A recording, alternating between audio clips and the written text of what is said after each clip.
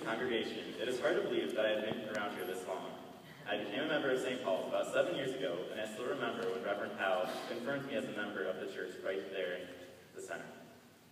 That day changed my entire perspective of how God plays a role in my life as a son, grandson, friend, mentor, and a stressed undergraduate student. I would like to begin by saying, thank you God for your grace. Amen. St. Paul's has been the best setting for my journey through adulthood. I began attending St. Paul's for the Logos Wednesday afternoon program where I met my best friends, Cam, Craig, Brian, Alex, Becca, and I guess you could say my twin sister, Paige. Together, we finished the Logos program, as well as the confirmation class with Reverend Hal and Judy Goldman. Through Logos, I also met Leslie, who was always pushing me to join the church choir and Vacation Bible School. After about 7 times, I decided to listen to her, and I became a participant of Vacation Bible School for several years, as well as a counselor during my high school years. With my history at St. Paul's, I've also had the pleasure of having the best youth group leaders. I owe a lot to Carol Wellbaum, Stacy Buckler, and of course Andrew Langhoff for always listening to my stories, providing me guidance through life, and putting up with our jokes every Sunday afternoon at youth group.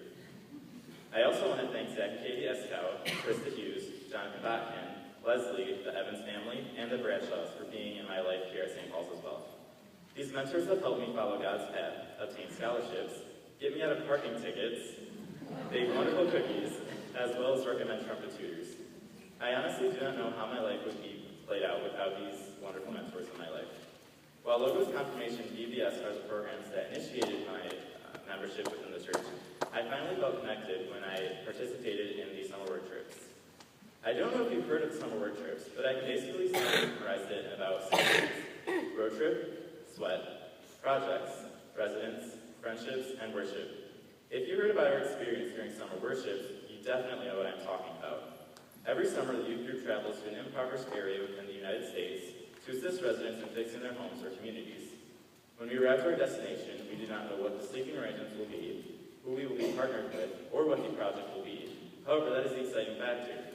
The whole point of work trip is to use God's love and spread His word by teaming up with strangers, soon to be your new best friends, to assist residents in obtaining a more stable community. Well, the work trip is only 7 days, our impact is huge. I dearly miss the work trips, but fortunately, there is a rumor going around that there is a college work trip this summer, so Andrew, I really hope that works out. Although St. Paul's youth group membership has provided me with tons of opportunities, it has also assisted me in times of struggle. For example, about 5 years ago, my grandmother passed away. Unfortunately, my family and I had to endure her illness of Alzheimer's disease for about 3 years prior to her passing. Constantly, I questioned God's existence. Why did this have to happen to the woman who made the best cookies in the world? Why was my family falling apart rather than coming together at this traumatic moment? Is God's love even real?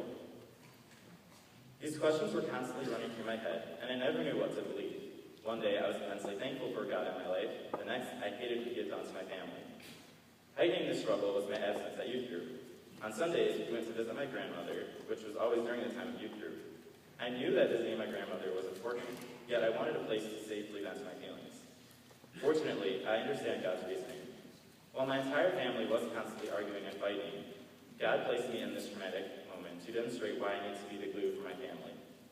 God does weird things in life, but it's these weird things that make us wiser, kinder, and stronger in our own lives. In all, St. Paul's has been with me through every step of my life.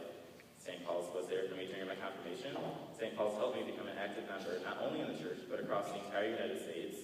And finally, St. Paul's has been there during my toughest times. While I'm not able to attend as frequently to church, I am still involved. When I come home during break, I attend 4 on Sunday evenings. I also attend Thursdays with Zach and the gang.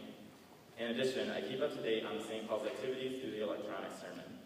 Overall, I still return to St. Paul's for its massive amount of support. I want to end by saying that St. Paul's is and will always be the best part of my life. When you turn in your pledge envelopes, I encourage everyone to understand that giving to the church will allow for God's children to have the experience that I had through St. Paul's.